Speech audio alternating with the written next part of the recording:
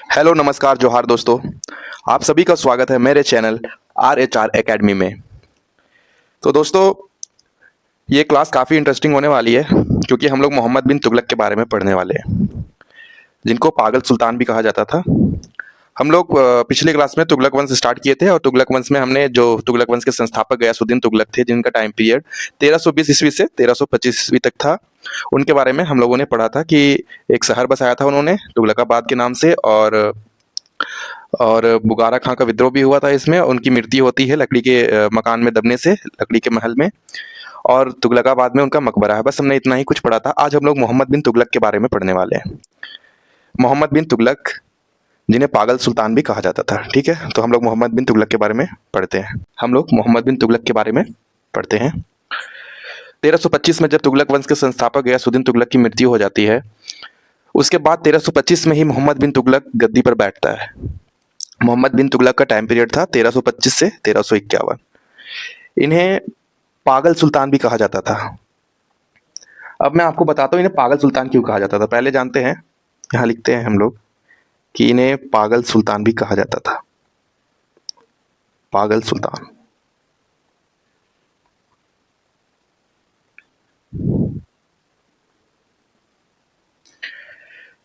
देखिए, होता यह है कि अगर कोई व्यक्ति अत्यधिक पढ़ा लिखा हो तो वो उस हिसाब से किसी से भी बातचीत करता है।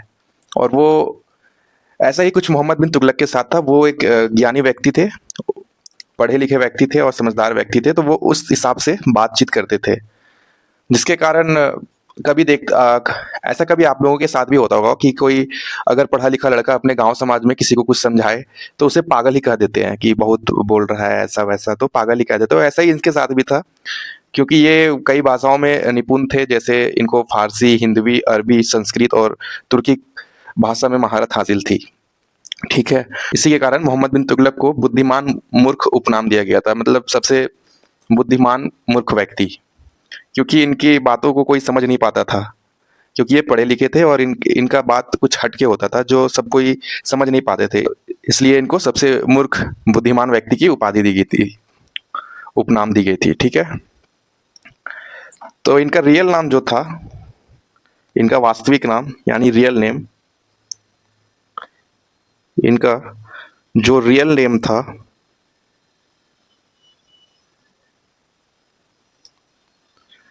वो था जोना खां।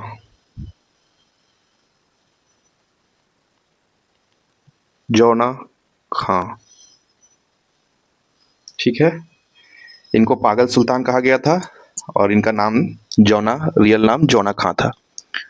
इनके बारे में जो भी कुछ हमें पता चलता है वो इनके उस टाइम के दिल्ली के सबसे मशहूर काजी इब्न बतूता के पुस्तक रेहल्ला से हमें इनकी सारी जानकारी मिलती है। तो 1333 में जो इब्न बतूता थे वो अफ्रीका मोरक्को से आए हुए थे, एक यात्री थे। तो वो आते हैं और काजी बनते हैं इनके, और दिल्ली में सबसे फेमस काजी होते हैं। और वो एक पुस्तक लिखते हैं रेहल्ला, जिसमें मोहम्मद बिन तुगलक के बारे में सब कुछ वो दर्शाते हैं। तो 1333 का समय है, 1333 AD। ठीक है,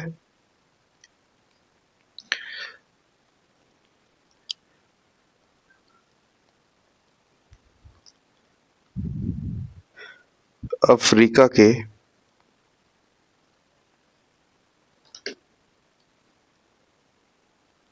मोरक्को,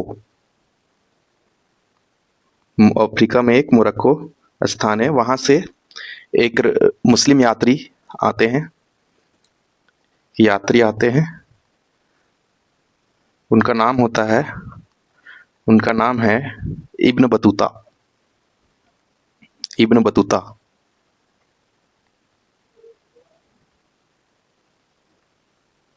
इब्न बतूता। ये इब्न बतूता जो है वो सबसे प्रसिद्ध, ये सबसे प्रसिद्ध काजी होते हैं पूरे दिल्ली सल्तनत में। और इनके द्वारा ही एक पुस्तक लिखी जाती है,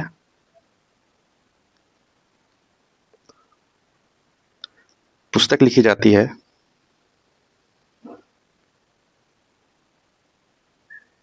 रेहल्ला नामक पुस्तक। रेहला रेहला पुस्तक। इसमें मोहम्मद बिन तुगलक के बारे में सब कुछ बताया गया है इस पुस्तक में। ठीक है, 1333 में आते हैं ये। मुस्लिम होते हैं, अफ्रीका के, मोरक्को से आते हैं यात्री। ये अफ्रीका मोरक्को के यात्री होते हैं जो घूमते फिरते रहते हैं। वो आते हैं दिल्ली सल्तनत में मोहम्मद बिन तुगलक के काल में, और इनका नाम होता है इब्न बतूता। और ये यहीं पे रुक जाते हैं, और ये इनको काजी बनाया जाता है मोहम्मद बिन तुगलक के दरबार में। और ये सबसे प्रसिद्ध काजी काजी होते हैं पूरे दिल्ली सल्तनत में। और इनके द्वारा एक पुस्तक लिखी जाती है, रेहला पुस्तक। रेहला पुस्तक में ही मोहम्मद बिन तुगलक की सारी जीवनी दर्शाई गई है। ठीक है, अब एक इम्पोर्टेंट बात याद रखते हैं हम लोग।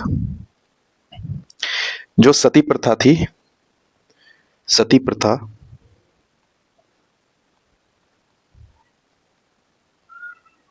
सती प्रथा ये जो सती प्रथा था, इसको सबसे पहले बंद करने का प्रयास मोहम्मद बिन तुगलक ने किया था। भले ये सफल ना हो पाए, लेकिन सबसे पहला प्रयास मोहम्मद बिन तुगलक ने ही किया था सती प्रथा को। ये कुप्रथा थी, आपको पता होना चाहिए।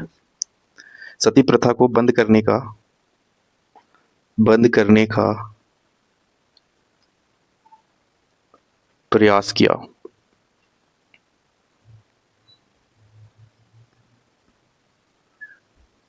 इन्होंने प्रयास किया था, लेकिन फर्स्ट टाइम, पहली बार सती प्रथा को बंद किया था फिरोज शाह तुगलक ने। फर्स्ट टाइम सती प्रथा को फर्स्ट टाइम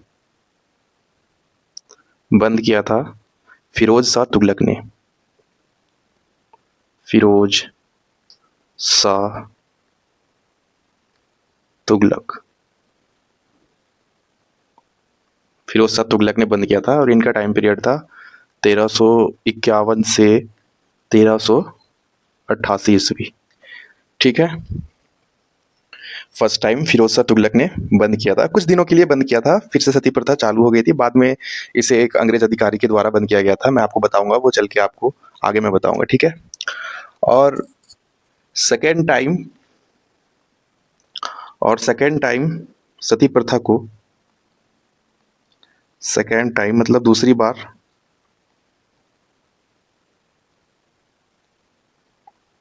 अकबर ने सती प्रथा को बंद किया था। अकबर ने बंद किया था। अकबर का टाइम पीरियड था 1556 से 1605 ईस्वी तक।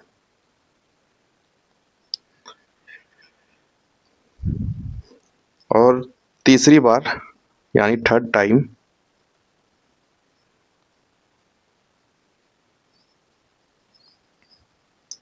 औरंगजेब के द्वारा बंद किया गया था।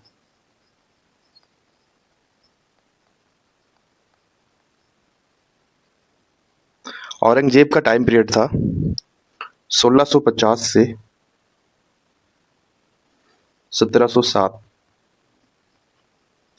ये सती प्रथा एक ऐसी कुप्रथा थी जिसमें होता ये था कि किसी भी महिला का कोई अगर उसका पति मर जाए, तो उसके साथ में, उसके चिता में उसकी पत्नी को भी जिंदा जला दिया जाता था। ये एक कुप्रथा थी भारत की, जिसे इन सुल्तानों के द्वारा हटाने का प्रयास किया गया था। और फिरोज शाह तुगलक इसमें सफल भी हुए थे, और अकबर, औरंगजेब, ये सारे सफल हुए थे। लेकिन सबसे पहले प्रयास किया था मोहम्मद बिन तुगलक ने। ठीक है, और इसे पूरी तरह से खत्म किया था 1829 में। 1829 ईस्वी में इसे पूरी तरह से खत्म कर दिया गया था। जो फर्स्ट गवर्नर जनरल थे भारत के, लॉर्ड विलियम बेंटिंक, उनके द्वारा खत्म किया गया था। ठीक है, तो इसे हम लोग जानते हैं। ये इंपॉर्टेंट है, ये बहुत इंपॉर्टेंट है। ये जो 1829 का जो टाइम पीरियड है, ये बहुत इंपॉर्टेंट है, आपको अच्छे से देखना है। ठीक है, जो फर्स्ट गवर्नर जनरल थे, first governor general of India जो थे, उनके द्वारा सती प्रथा को पूरी तरीके से अंत किया गया था। तो फर्स्ट गवर्नर जनरल कौन थे? तो ये आपको याद रखना है, लॉर्ड विलियम बेंटिंक। बैंटिंक, बैंटिंक, ठीक है। इनके द्वारा मतलब पूरी तरह से सती प्रथा का अंत कर दिया जाता है। और सती प्रथा को अंत करने के लिए इनकी मदद एक राजा करते हैं, उनका नाम था राजा राम मोहन राय, ठीक है।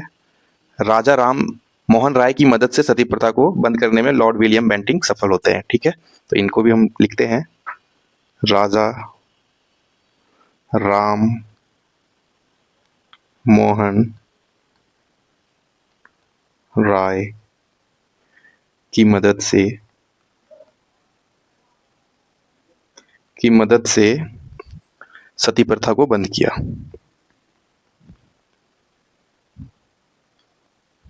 सती प्रथा को बंद किया, ठीक है।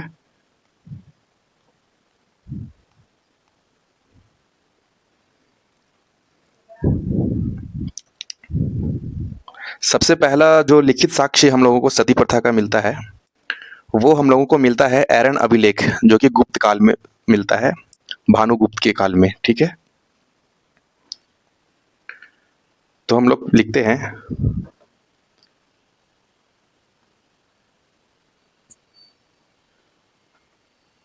पहला सती प्रथा का साक्ष्य।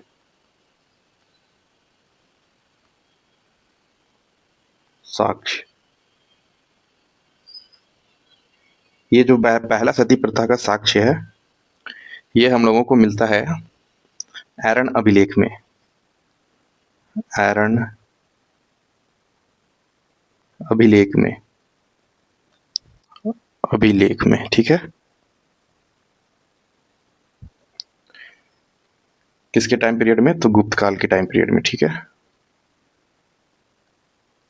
गुप्त काल के टाइम पीरियड में उस टाइम शासक होते हैं भानुगुप्त।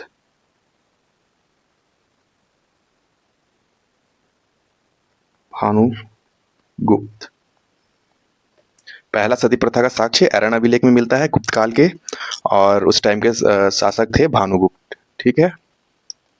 तो ये सती प्रथा के लिए बहुत इंपॉर्टेंट फैक्ट है, आपको इसे याद रखना चाहिए। मोहम्मद बिन तुगलक के बारे में हम लोग पढ़ रहे थे, जिसे पागल सुल्तान भी कहा जाता है। उनका रियल नेम जोना खां था, और 1333 ईस्वी में अफ्रीका मोरक्को के एक यात्री, मुस्लिम यात्री इब्न बतूता आते हैं, जिनको काजी बना दिया जाता है। इनके दरबार में वो दिल्ली के सबसे प्रसिद्ध काजी होते हैं, और उनके पुस्तक रहला में मोहम्मद बिन तुगलक के कार्यकाल को दर्शाया गया है। सती प्रथा को बंद करने का सर्वप्रथम प्रयास मोहम्मद बिन तुगलक के द्वारा किया गया था, लेकिन ये सफल नहीं हुए थे। लेकिन पहली बार फिरोज शाह तुगलक के द्वारा सती प्रथा का अंत किया जाता है, लेकिन फिर ये प्रथा चालू हो जाती है, और दूसरी बार अकबर के द्वारा, तीसरी बार औरंगजेब के द्वारा, और फाइनली ये सती प्रथा का अंत 1829 ईस्वी में होता है, first governor general of India के द्वारा, जिनका नाम था लॉर्ड विलियम बेंटिंक, ठीक है। और ये राजा राम मोहन राय की मदद से सती प्रथा को बंद करता है लॉर्ड विलियम बेंटिंक। और पहला सती प्रथा का साक्ष्य हम लोगों को एरन अभिलेख में मिलता है, जो कि गुप्त काल का है, और उस टाइम के शासक थे भानुगुप्त। अब हम लोगों को एक चीज और जाननी है इसके बारे में। मोहम्मद बिन तुगलक के काल में ही सर्वाधिक विद्रोह हुए थे। सर्वाधिक विद्रोह हुए। सर्वाधिक विद्रोह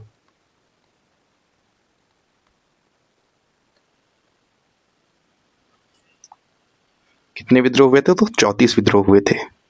34 विद्रोह इनके काल में ही हुए थे। सबसे ज्यादा दक्षिण भारत में हुआ था, साउथ इंडिया में, और उत्तर भारत में 7 विद्रोह हुए थे, ठीक है। सबसे ज्यादा दक्षिण भारत में 27 विद्रोह, और नॉर्थ इंडिया में 7 विद्रोह। तो इसे लिखते हैं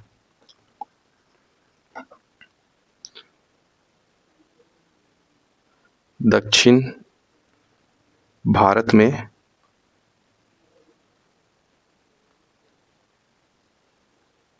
27, उत्तर भारत में 7। टोटल 34 विद्रोह हुए। ठीक है, सबसे ज़्यादा विद्रोह मोहम्मद बिन तुगलक के काल में ही हुआ था। ठीक है, और इन्होंने 5 एक्सपेरिमेंट भी किया था। वो इस प्रकार है, मैं आपको बताता हूँ। और इनके द्वारा 5 एक्सपेरिमेंट भी किया गया था। 5 एक्सपेरिमेंट, 5 एक्सपेरिमेंट।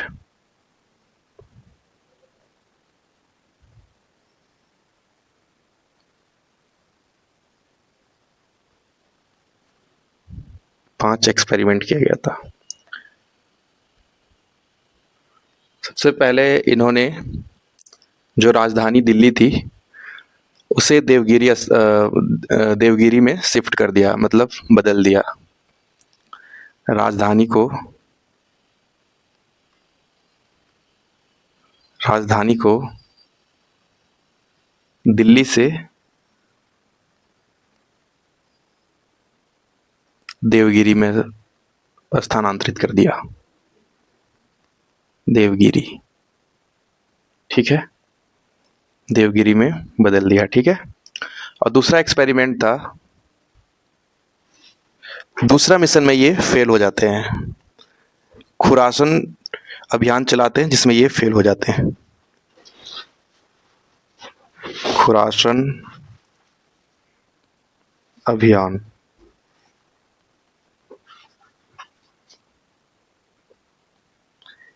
इसमें ये फेल हो जाते हैं, इसमें असफल हो जाते हैं।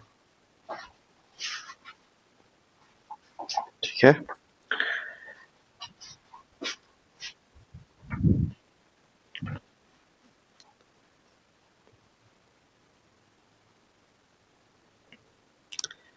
तीसरा एक्सपेरिमेंट इनका ये रहता है कि ये कर को बढ़ा देते हैं डाब के इलाके में। ही इंक्रीज द टैक्स इन डाब एरिया। तो लिखते हैं ही इंक्रीज द टैक्स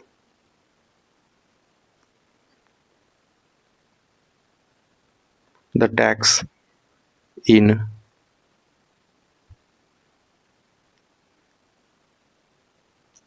डाब एरिया। ठीक है, इन्होंने डाब एरिया में कर बढ़ा दिया।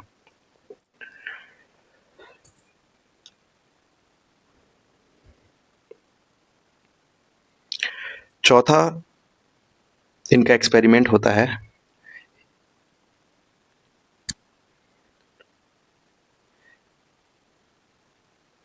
ये टोकन करेंसी चलाते हैं। ही इशूड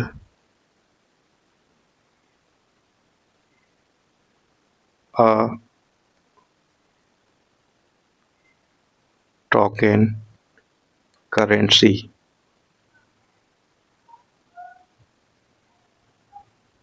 ठीक है, और पांचवा जो एक्सपेरिमेंट होता है इनका वो भी फेल हो जाता है। ये कराची मिशन में भी फेल हो जाते हैं। तो लिखते हैं फेलियर ऑफ कराची मिशन।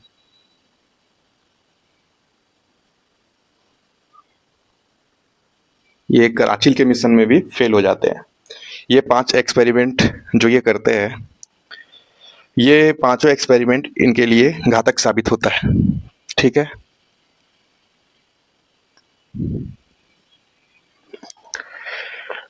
इनके पास सबसे बड़ा साम्राज्य और सबसे बड़ी सेना थी। ठीक है, मोहम्मद बिन तुगलक के पास सबसे बड़ी साम्राज्य और सबसे बड़ी सेना थी।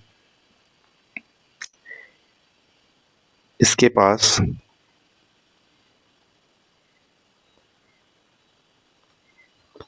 सबसे बड़ा साम्राज्य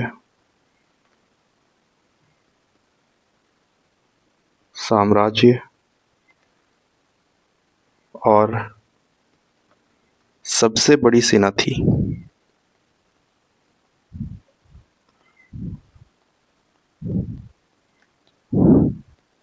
सेना थी। ये एकमात्र मुस्लिम सुल्तान थे जो होली का त्यौहार खेला करते थे। होली का त्यौहार मनाया करते थे। होली का त्यौहार खेलते थे, मतलब होली खेलते थे, ठीक है। इनके पास एक कृषि विभाग भी था जिसे दीवान एक को ही कहा जाता था। एक इनके पास विभाग था जिसे दीवान एक को ही भी कहा जाता है। दीवान ए को ही कहा जाता था। ये था कृषि विभाग, मतलब एग्रीकल्चर विभाग था। एग्रीकल्चर विभाग, ठीक है।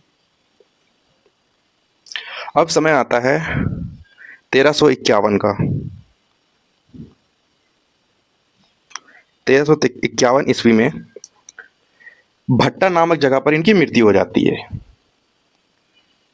इनकी मृत्यु जो होती है वो कहाँ होती है? तो भट्टा नामक जगह पर होती है। भट्टा नामक जगह पर मृत्यु हो गई।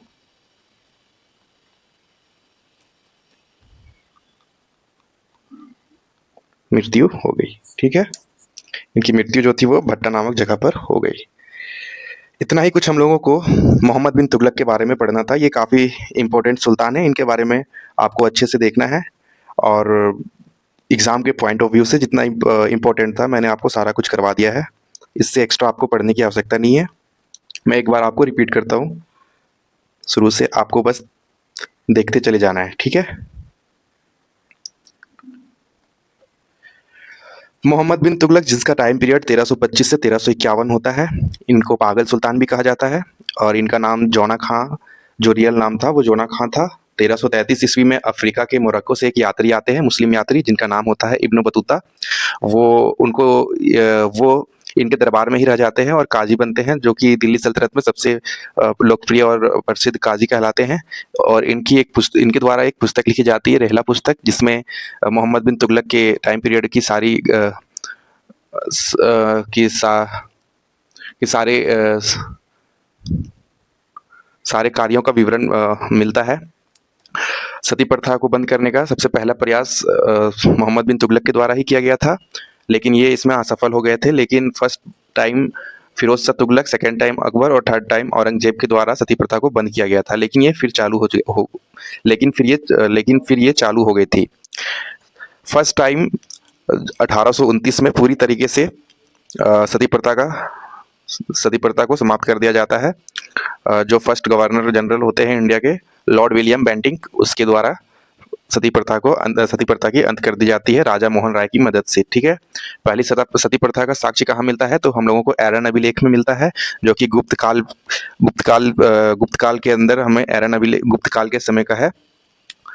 पहली सती प्रथा का साक्ष्य हम लोगों को कहाँ मिलता है? तो एरन अभिलेख में। ये गुप्त काल का अभिलेख है, ठीक है। इस टाइम के शासक थे भानुगुप्त।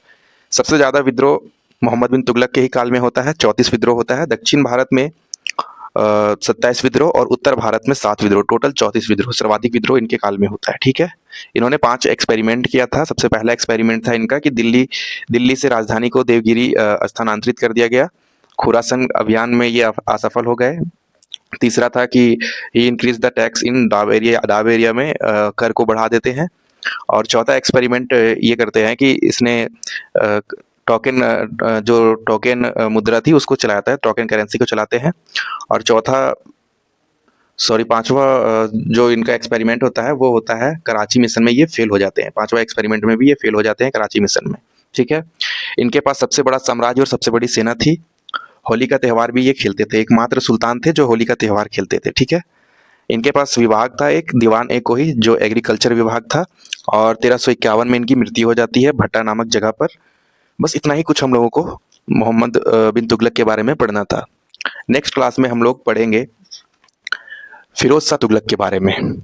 नेक्स्ट क्लास में हम लोग पढ़ेंगे फिरोज शाह तुगलक के बारे में, जिनका टाइम पीरियड 1351 से 1388 के बीच में था और इनको सल्तनत काल का अकबर भी कहा जाता था। तो आज के लिए हम लोग इतना ही रहने देते हैं। कल हम लोग देखेंगे फिरोज शाह तुगलक के बारे में। ठीक है, तब तक के लिए अलविदा, अपना ध्यान रखिएगा।